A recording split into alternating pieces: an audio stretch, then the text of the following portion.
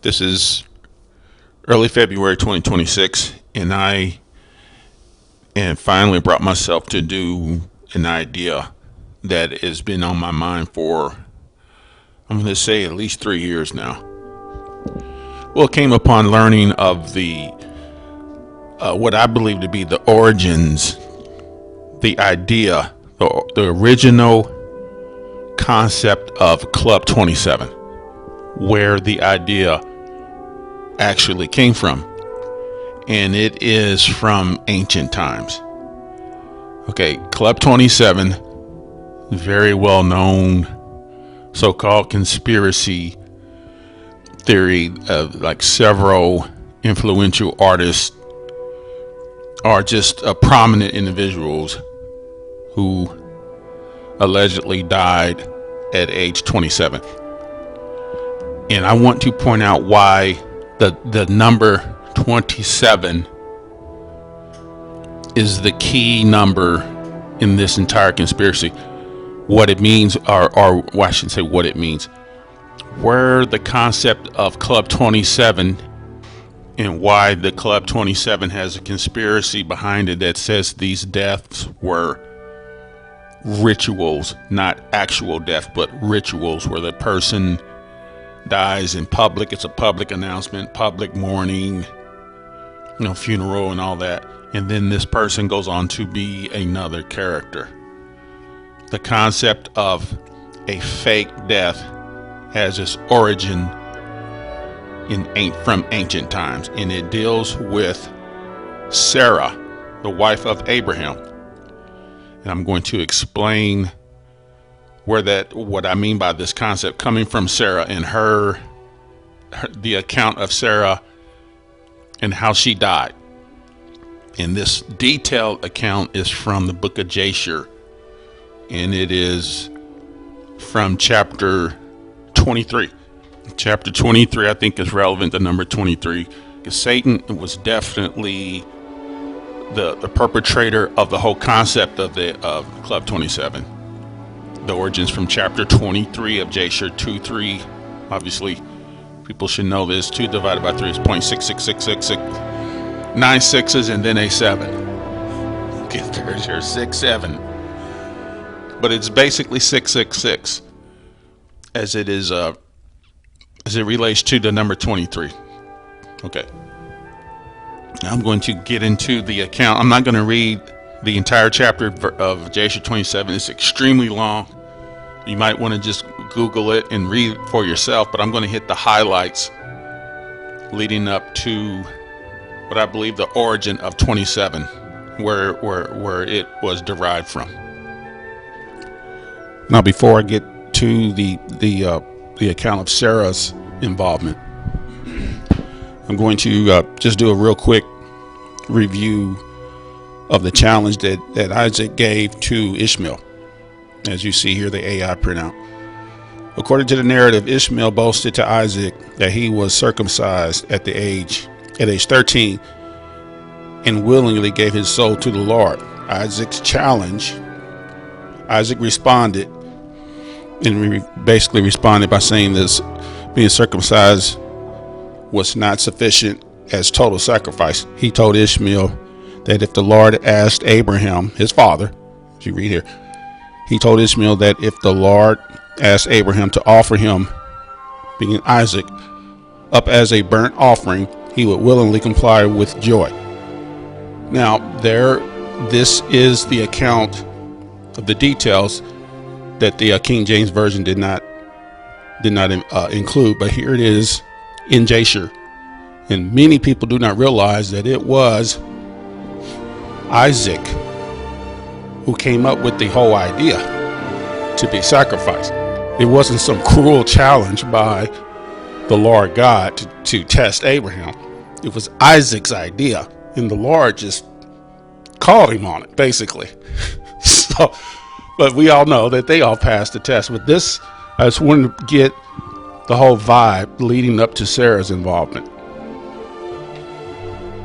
Now, I've decided I'm just going to go ahead and read the first 13 verses from Jasher 23, or else I won't do my explanation any justice if you don't get the vibe from Sarah and how she was traumatized. Okay, so just bear with me. First 13 verses of Jasher 23. At that time, the word of the Lord came to Abraham, and he said unto him, Abraham, and he said, Here I am. And he said to him, Take now thy son, thine only son, whom thou lovest, even Isaac, and go to the land of Moriah, and offer him there for a burnt offering upon the mountains which shall be shown to thee. For there wilt thou see a cloud in the glory of the Lord. And Abraham said within himself, How shall I separate my son Isaac from Sarah his mother, in order to bring him up for a burnt offering before the Lord? Now, Abraham is expressing to the Lord, understandably, the closeness that Sarah has with Isaac, based on not only that this is her only son, basically the miracle birth that she was allowed to have at age 90, having Isaac. Now, we continue on. Okay, Abraham came into the tent, and he sat before Sarah, his wife, and spoke these words to her. My son Isaac is grown up, and he has not for some time studied the service of his God. Now tomorrow I will go and bring him to Shem and Eber his son, and there he will learn the ways of the Lord, for they will teach him to know the Lord, as well as to know that when he prayeth continually before the Lord, he will answer him. Therefore there he will know the way of serving the Lord his God. And Sarah said, Thou hast spoken well. Go, my Lord, and do unto him as thou hast said.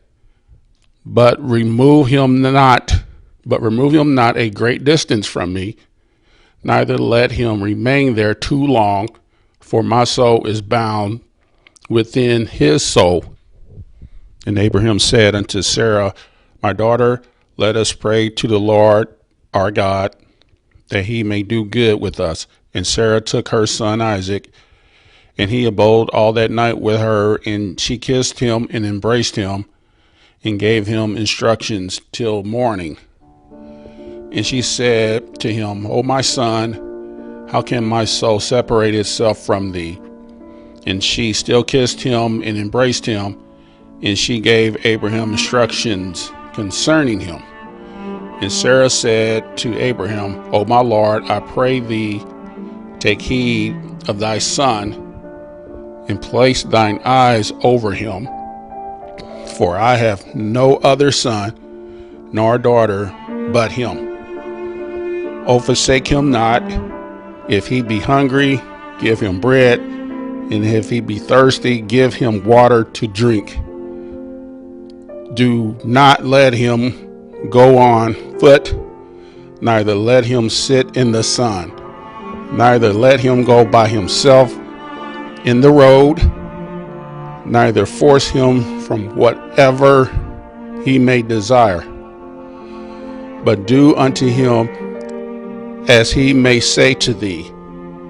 And Sarah wept bitterly the whole night on the account of Isaac, and she gave him instructions till morning. I'm going to stop there at verse 13. Now, just you can get the flow of Sarah's vibe. Basically, she was very worried that something was going to go wrong. She was super sensitive to being separated, as you heard the reading there. Her soul and his soul being bound together. She was hypersensitive. Now, I'm going to skip down to where Satan comes in and takes advantage of Sarah's condition, verse 76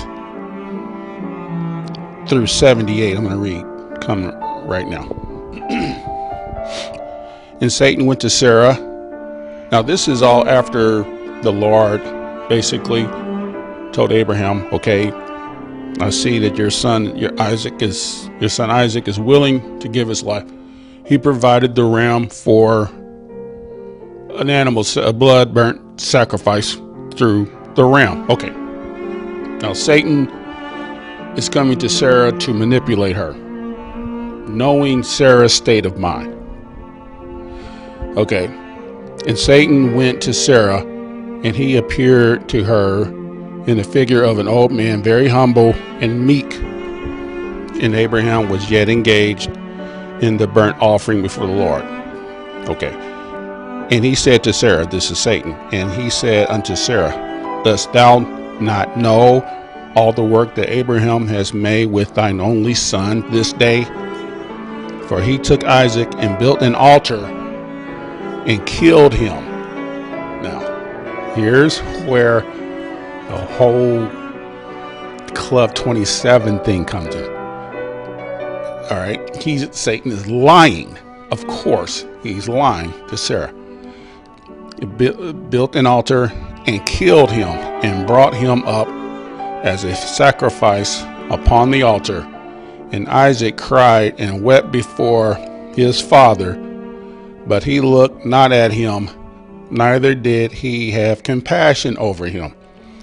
And Satan repeated these words, and he went away from Sarah.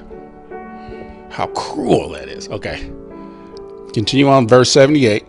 And Sarah heard all these words of Satan, and she imagined him to be an old man from amongst the sons of men who had been with her son and had come and told her these things. So Satan just pulled one over on her. He can change his appearance. And I believe his minions can do the same thing, and they are doing that to this day. Okay, I don't want to get too far off track here. Okay. And Sarah, verse 79. And Sarah lifted up her voice and wept and cried bitterly on account of her son. And she threw herself upon the ground, and she cast dust upon her head. And she said, O my son, Isaac, my son, oh, that I had this day died instead of thee. And she continued to weep and said, it grieves me for thee, O my son Isaac, oh, that I had died this day in thy stead. Okay, and then she continued to weep in verse 80, and she still continued to weep and said, it grieves me for thee after that I have reared thee and have brought thee up. Now my joy is turned into mourning over thee. I that had a longing for thee, and cried and prayed to God till I bare thee at 90 years old. And now hast thou served this day for the knife and the fire to be made an offering. But I console myself with thee, my son, in its being the word of the Lord, for thou didst perform the command of thy God. For who can transgress the word of our God, in whose hands is the soul of every living creature? So she's accepting this terrible news, and she's basically releasing what she believes to be true as the will of God.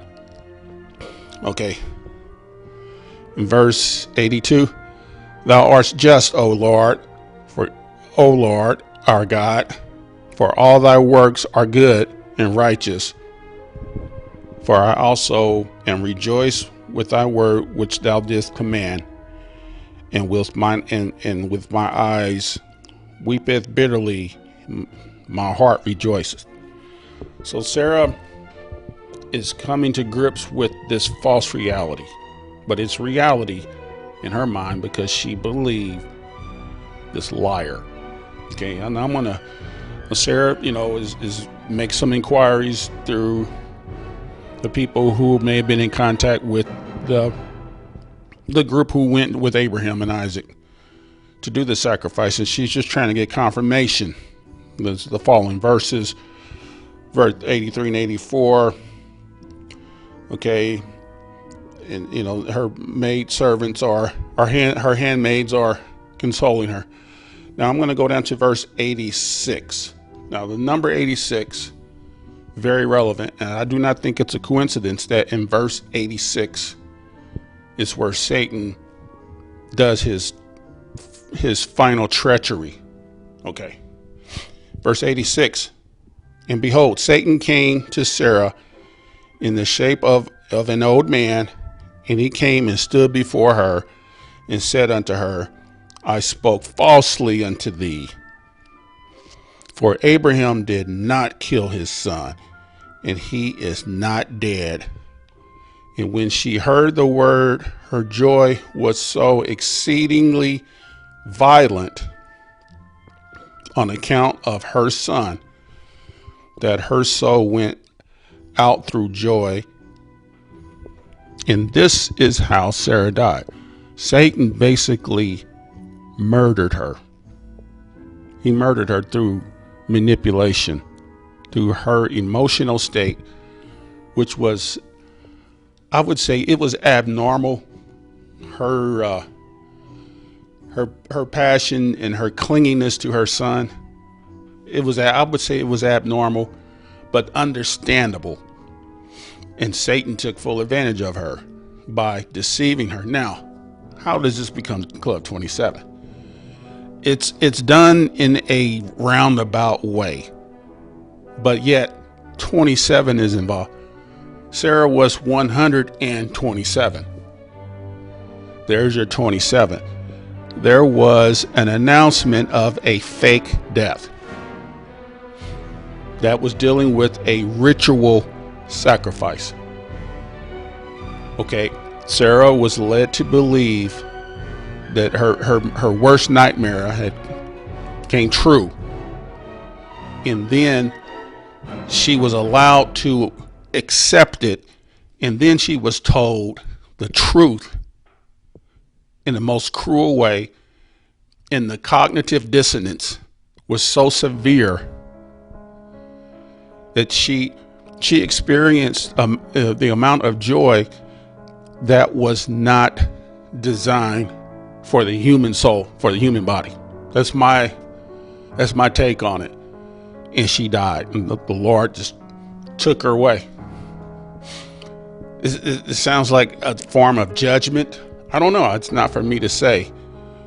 But this is how Sarah died. Of course, Sarah is in paradise as I speak.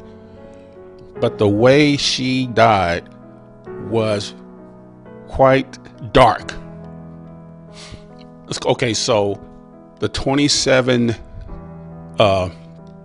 concept, again, Sarah being 127, the announcement of a fake death. No, Isaac wasn't 27. Sarah was 127, and was, because of that age, that number 27 involved this horrific deception. A fake death caused a real death. So as we apply this to modern times, the announcement of a death, of someone young passing away through whatever means, some tragedy, a drug overdose or whatever, it causes this emotional turmoil in this I believe it's this dark energy. Like when Satan performed that deception on Sarah, I believe he acquired a dark frequency, a dark energy from Sarah, that these devils, these mimics, these entities, these demons thrive on that emotion. An emotional reaction based in a deception is their ultimate goal, to harvest an emotional reaction that's based in a deception, and the bonus, it causes a real death. This is who's running this world. This mindset is literally running this simulation that we are all in. So Hopefully I did a good enough job to explain that people get the understanding on how this event that dealt with Satan deceiving Sarah based on as it applied to Isaac, how it can clearly be viewed as the origins of the Club 27 concept.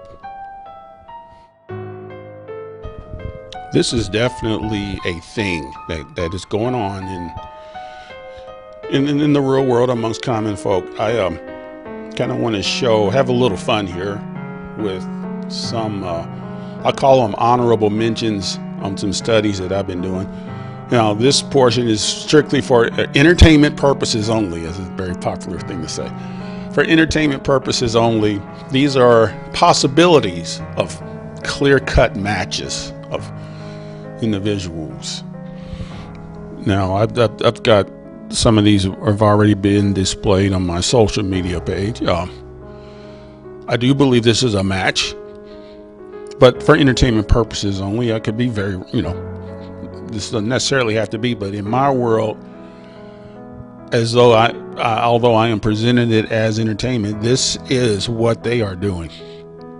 Okay, this famous comedian could be portrayed as a world leader, a sinister world leader, and the tale is either a spouse or a sister will play the character spouse, as you see here. There's a sister, or I think that's his wife, for this guy, this comedian here. There's a local guy who I found. I just happened on this one. I believe he's from Kansas City.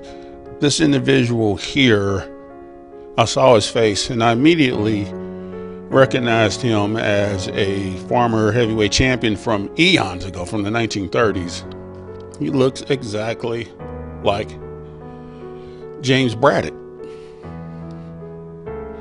former heavyweight champion who's been gone from a long, long time. Okay, that is who that is, but it's not him. Even the spouse, you see very, very similar facial structure. It's just a modern version, like a makeover version of Braddock's wife. Same eyes, same facial structure. This is very common in this world, in this simulation world we live in. People tend to get rehashed and reused for different purposes. I have one. I wanted to show this one. This is a baseball player for Kansas City Royals. He was a rookie in the 25 season. This guy who's not very well known. Played, I believe, half the season for the Royals, and I'm looking at his face, and I immediately connected him with a very famous boxer. Okay, Maxie. He looks like Max Baer. He looks just like Max Baer, like a rehashed version. Now, this is where it gets very strange. The spouse of this guy's girlfriend, this Royals player. I'm not gonna say his name. I got his name printed there. His spouse, I believe this is his fiance. Why does she look so much like Max Baer's wife? What's going on here? What is going on here? Okay, you see that? My another favorite of mine. I've been kind of playing with this one. The actor who was allegedly murdered by his wife and then she committed suicide. There he is. You know his face. I believe he's this doctor. I believe that's him. Some people may not see this. You have to be able to see the person who, passed away years ago. People tend to lock that image in their mind as if they're going to continue to look like that. You have to be able to imagine them aged several years. or even wearing a partial prosthetic. You have to be able to see that. And this is what is being seen here. Look at the wife. She was glamorous when she was young. I'm given these 3 images. One of them is the doctor's wife. Now, 2 of them is the doctor's wife. One of them is the wife of the actor. Okay? I'm proving my point that this is the same woman. Okay? Look, okay, that's another one of my honorable mentions. My all-time favorite one, well, it's not all-time favorite, but my current intrigue, it has me really kind of like mesmerized, is this one that's dealing with this famous NFL quarterback for the Dallas Cowboys. Now, most people are going to just will completely laugh me off the stage, because this quarterback for the Dallas Cowboys, well, he has a history. He's so and so. He was at this certain college, and there. Now, what I am claiming is their history exists because they made it exist. They'll give you a deep fake video of his entire college career on the field. They'll give you AI images of photographs as this current character, Prescott. But what I am suggesting is Prescott at once upon a time was this guy. He was this guy. Because, okay, and this guy who was murdered, okay, he was murdered by his mistress. There's the mistress. Now, the mistress that murdered this football player is now the wife of this football player. According to my identification and facial comparisons, this is what we're looking at. The irony.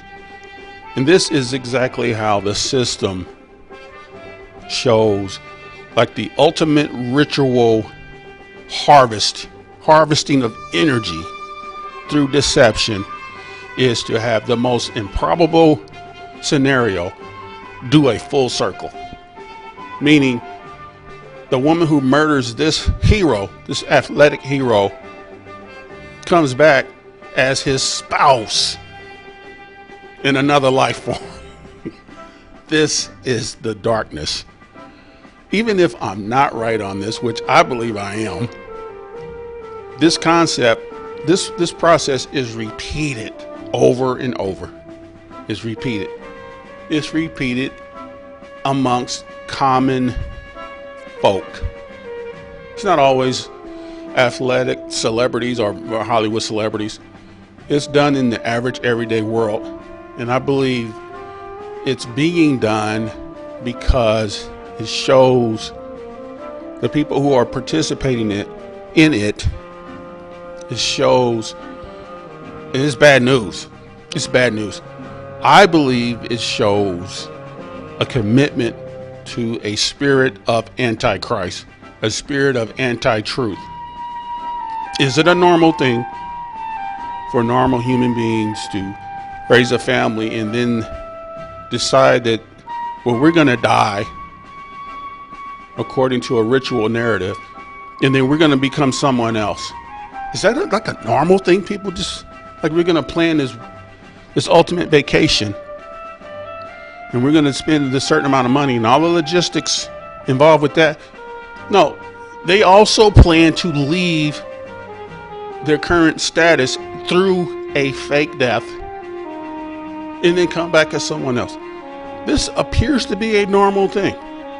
I am finding out as I get older, as time progresses forward, as I do my investigations, I am learning that no, it's not a matter of me exposing these people to the unlearned. Oh, look what's going on. No, these so-called unlearned people are doing it themselves. This is a normal thing for Satan's population. It's a normal thing. I have recently encountered, I'm not going to name a name on this. I know a person who is involved with this scenario up to her eyeballs. It's a female. I'll say that. Not going to say where she's from. Not going to give a clue of who she is.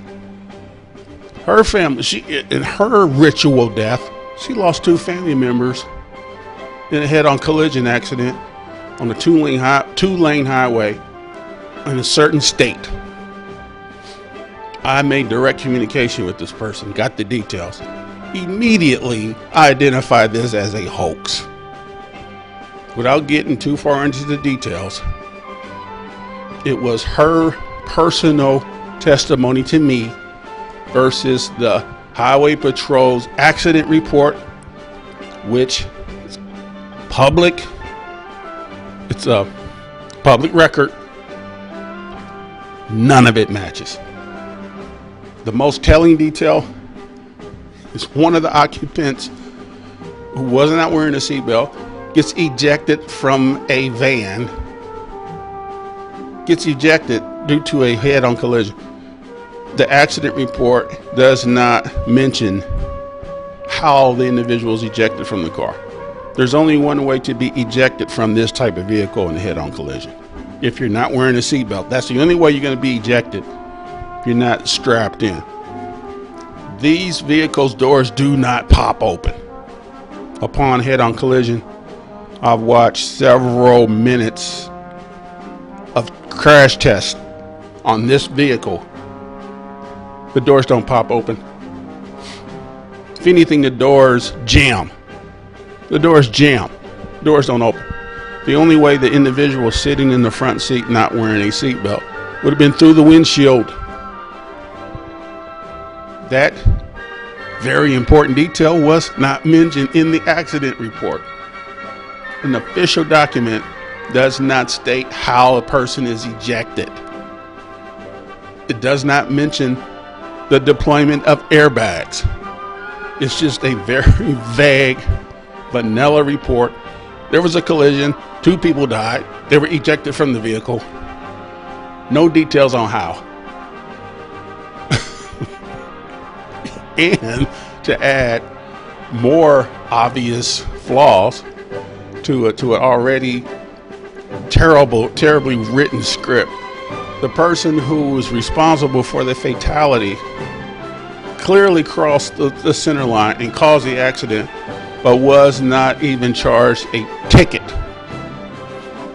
There's no charge, and there will be no prosecution, no court date. They are letting it go as if it were a misdemeanor. And this individual, I confronted this individual with this information I'm sharing with you. This person went ballistic on me, of course, through text, called me insane for not having compassion on the sensitive situation. I was called insane and to seek help because of me sharing the truth. And it reminded me of what the Lord said to the Pharisees. He said, you seek to kill me because I tell you the truth. You seek to kill me. This is the spirit of Antichrist. The spirit of Antichrist does not reject truth because they don't understand it. They reject it because it is truth. And it is poison. It is a threat to their agenda of lies. There's nothing worse than a false narrative that everybody is following. Worst thing that can happen is somebody show up and start pointing out truth. It's like, get him out of here. Yeah. So, okay, I'm gonna wrap this up. Origins of Club 27. And I got off on the tangent of, this is a thing. This is a thing. And apparently, it appears to be the majority of this world that is totally fine with this. Oh, so-and-so died. Wink, wink. This is a thing. This is normal. And this is why I want this Matthew 24:14 to be fulfilled ASAP. It is becoming a real strain living in a system where everybody's lying. Everybody is living a lie. Everybody is living a lie directly, outright. They're supporting a lying narrative.